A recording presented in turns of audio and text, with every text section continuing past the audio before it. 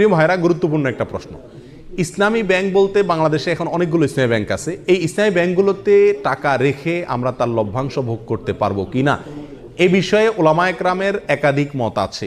কিছু ওলামায়ে কেরামের গবেষণা অন্তে তারা বলেন যে ইসলামী ব্যাংকগুলো আমাদের দেশের পরিসরে কেন্দ্রীয় ব্যাংকের অধীনে থাকতে হয়, দেশের প্রচলিত নিয়মকানুন মেনে চলতে হয়, যার কারণে এবং অনেক ক্ষেত্রে সদিচ্ছার অভাব বা ঘাটতি থাকার কারণে পরিপূর্ণ ইসলামিক না। যেহেতু পরিপূর্ণ ইসলামিক না, অতএব সেখানে টাকা রেখে সেটার লভ্যাংশ খাওয়া জায়েজ হবে না। এটা হলো কিছু আলেমদের মত। এর বিপরীতে অন্য ওলামায়ে কেরাম বলেন, যেহেতু আমাদের সমস্ত ইসলামী ব্যাংকগুলোর শরিয়া বোর্ড আছে এবং সে শরিয়া বোর্ডে গ্রহণযোগ্য ওলামায়ে কেরাম বসে আছেন, তাদের দায়িত্ব হলো এটা ইসলামী পদ্ধতিতে চলছে কিনা মনিটরিং করা, পরামর্শ দেওয়া। তো সেক্ষেত্রে ওলামায়ে কেরামের এই শরিয়া বোর্ডের উপরে আস্থা রেখে তারা কি করছেন না করছেন ওই দায়িত্ব আমার না। আমি ওলামায়ে কেরামের শরিয়া বোর্ডের প্রতি আস্থা রেখে সেখান থেকে লভ্যাংশ খেতে পারি। দুইটা মত পেলাম কিনা? এই দুই মতকে সমন্বয় করে একটা তৃতীয় মত দিই আমি আপনাদের। সেটা হলো ইসলামী ব্যাংকগুলোতে টাকা জমা রাখা এক জিনিস, আর সেখানে বিভিন্ন মেয়াদে কিস্তিতে টাকা রেখে লাভ খাওয়া আরেক জিনিস। ইসলামী ব্যাংকগুলোতে টাকা রাখা শুধু জায়েজই নয়, বরং জরুরি এবং উত্তম, এবং একজন মুমিন হিসেবে আমরা বাধ্য টাকা জমা রাখা যে কোনো ইসলামী ব্যাংকে। কেন?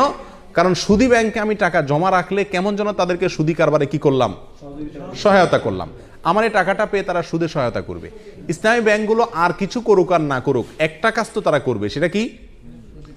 আমার এই টাকাটা নিয়ে সুদ যে হারাম, এই একটা কনসেপ্ট ইসলামী ব্যাংকগুলো বাংলাদেশে বিস্তার করছে কি করে নেই? অন্য ব্যাংকগুলোতেও বলে কয়ে ঘুষ দিয়ে ঘোষণা দিয়ে কি দেয়, সুদ দেয়। আর সুদ যে হারাম, এই কনসেপ্টটা ইসলামী ব্যাংকগুলো বাংলাদেশে একরকম প্রতিষ্ঠিত করছে। বাস্তবায়ন যাই হোক, এটা জানাইছে, এলেমটা তারা প্রচার করছে। স্বীকৃতি এবং স্লোগান হলো তারা সুদমুক্ত ব্যাংকিং চায়। অতএব তাদের কাছে টাকা রাখা আর সুদী ব্যাংকে টাকা রাখা বেশ কম আছে না নেই? সুদী ব্যাংকে টাকা রাখা মানে সরাসরি সুদখোরকে আমি হেল্প করা, ঠিক না? তাহলে আমরা ইসলামী ব্যাংকের টাকা জমা রাখবো অন্য ব্যাংকের উপরে প্রাধান্য দিয়ে, এতে কোনো সন্দেহ নাই। দ্বিতীয় হলো টাকা বিভিন্ন পলিসিতে রেখে সেখান থেকে কি খাওয়া, লাভ খাওয়া। এটা হালাল কিনা তার জন্য বলেছি ওলামায়ে কেরামদের একটি মত। অনেকে বলেছেন যে এটা হালাল, কারণ এখানে শরিয়া বোর্ড আছে, ওনারা দেখছেন, আমার আর ভেতর দেখার দরকার নাই, বাকি দায়িত্ব তাদের, আল্লাহর কাছে তারা সব বিষয়ে তো আমি গভীরে যা দেখার দরকার নাই, জরুরি না।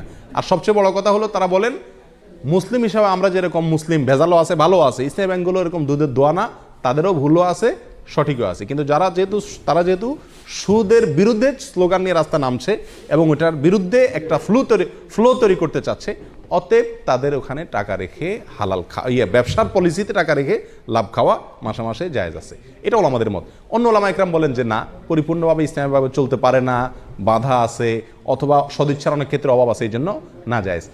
এক্ষেত্রে আমি বলবো তৃতীয় মতটি, সেটা হলো যদি আপনার বিকল্প কোনো পথ খোলা থাকে, তাহলে আপনি এই ব্যাংকে টাকা রেখে লাভ খাওয়ার চাইতে সরাসরি ব্যবসা করুন, সেটা সবচেয়ে নিরাপদ এবং ভালো, সন্দেহ থেকে দূরে থাকলেন।